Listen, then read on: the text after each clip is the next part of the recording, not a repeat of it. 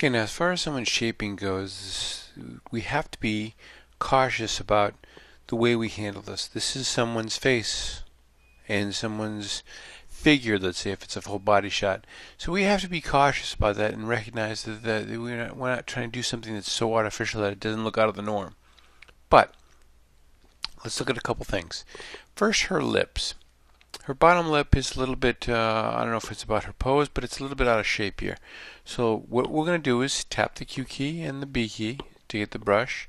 Black is my foreground color, 100% brush. And I'm going to select everything in the bottom part of her lip. Tap the Q key, edit, copy merge, Command V to edit paste. And now I'm going to get the V key to move this. And I'm going to move this just a little bit more so it's centered. Now I can free transform this and warp this as well. So I can change the shape, so I can maybe bring this in a little bit more.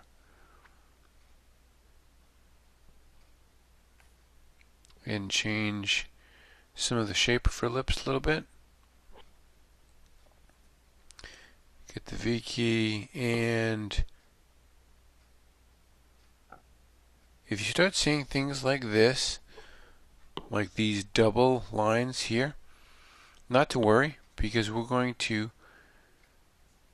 use our masking tools to take care of those. So if I get the masking tool, get the brush, I have black as my foreground color, and I'm going to zoom in. So I can see I've got two issues here. So I can just get the mask and I can just go back to one issue. I can get my white mask and just go back and forth with this masking to just finesse the lip structure that I'm looking to get in place. Same thing with the interior of her lip. Just making sure that you're just masking this back. And if you don't want this kind of curl here, we can very easily just retouch that out, getting it in a new layer. I'll hit the J key to get to my retouch tool, smaller brush, and hold the control key down, click, and just change the angle. And then option click here close to by, and just handle a couple of those little edges just to take care of that, the edginess of that. So finessing that back in, not too difficult of a thing, and then her lips now are much straighter. So we have, this is going to be her bottom lip, and this will be retouch lip. And now let's move to her nose. Tap the Q key and then the B key for the brush.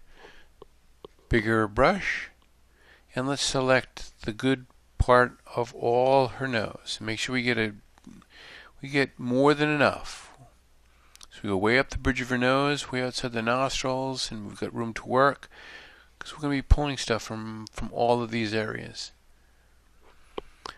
Tap the Q key, edit, copy, merged, Command V to edit paste. So we have here, we've got her nose. So we type in nose, and from here we're going to go to the filter and liquefy. And liquefy is going to bring in just her nose. So we're going to go up a little bit larger.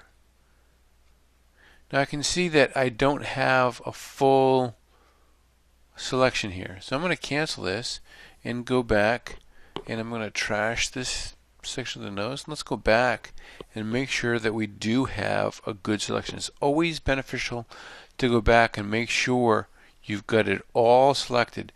Don't try to make do at that point, because if we had, we probably would have gotten marginal results and stuff that would have been, we may have had to go back on many times to correct.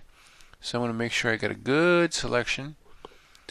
Tap the Q key, edit, copy, merged, and Command V. And this is going to be nose, and we're right back to where we were before. So we have the nose, filter, liquefy. Now we have a better selection of the nose to work with.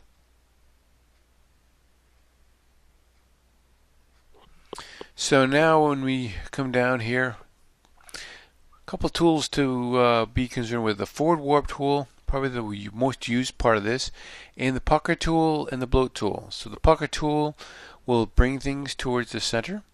So if you get the pucker tool, you get this big brush. It's going to basically, as you tap, it'll bring things towards from the outside of the brush to the inside, and the bloat tool does the exact opposite, from the center out. The warp tool pushes pixels around, and I make the most out of this, and we will also look at moving this over. So we'll get a little bit bigger brush, so we have a little bit bigger surface area, and we'll just slightly move in, because we want these highlights to be fairly straight. This is what kind of makes her nose look like it's more crooked than it really are these highlights that are not exactly straight. So let's move this in, this down, this up over. Now you can actually start to look at the advanced mode, and the advanced mode is going to give you many more tools. It's going to allow you to show the backdrop area, as well as some of the masking you can do. You can actually here put a freeze mask on this, so I can put freeze mask and make sure that I don't want to move any of these pixels. So I start painting in areas around her nose that I don't want the pixels to be moved. So it's going to do its best not to move those pixels as we start to go about our retouch. So I'll get a little bit bigger brush, and we'll start to move this around a little bit and try to straighten out and bring in her nose. Now, you're using these tools, the pucker and bloat tool. We could use the pucker tool to, tap a couple little taps just to bring that nose in a little bit, or we could go the opposite way with the bloat tool. We'll get this tool in here a little bit more, and if that's looking pretty good, we'll just hit OK. It's going to return those results, and we'll see those results on her nose initially. So her nose is looking a lot better. I mean, there are still some things that we want to address with the nose, but overall, they're looking pretty nice. We have a darkened area over here, and similar to what happens with someone's face is everything, you could draw a line right down the middle, and everything to the left should mirror pretty much to the right, for the most part. So let's look at this by tapping the Q key to make a selection of this part of her nose, which is the left part of her nose, which is actually more favorable than this. I'm not really crazy about the flare that I'm getting here. So if I tap the Q key and go edit, copy, merged, edit, paste, and then I'm going to type this right nose. And then with this selected, I'm going to go under Edit, Transform, Flip, horizontally, get the Move tool, and now I can move this over to here. Free transform, I can tilt this over a little bit more, get this into place where I like this, so this starts to look a little bit nicer. Now I'm not concerned about the lighting here, because I'm really interested in these areas here. So that little flare there will probably be what we're looking for. Make sure that's where we want it. And now I'll get a mask, get a brush, painting with black, and I'll drop the opacity and the flow down so I can feather this in. And here we're really only interested in this end.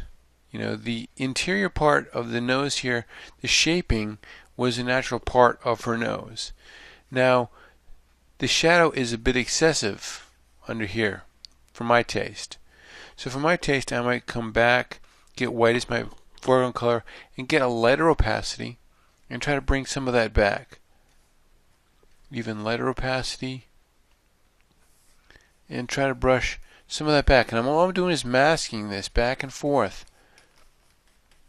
to get kind of the mix that I'm looking for. Now this is not being cooperative as far as getting rid of that kind of stripe here.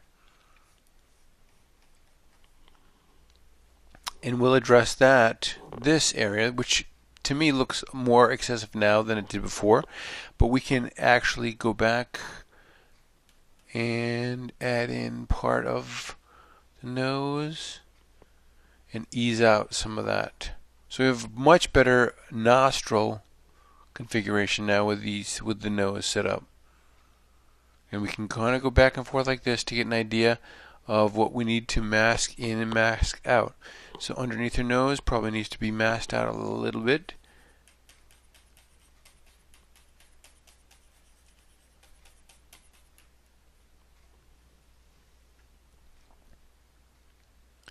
So there we have her nose. Now in the final steps of this, we're going to do the same thing with up here. We noticed her wrists. But here we're going to make use of a different set of tools, as we will with her shoulders in the next movie.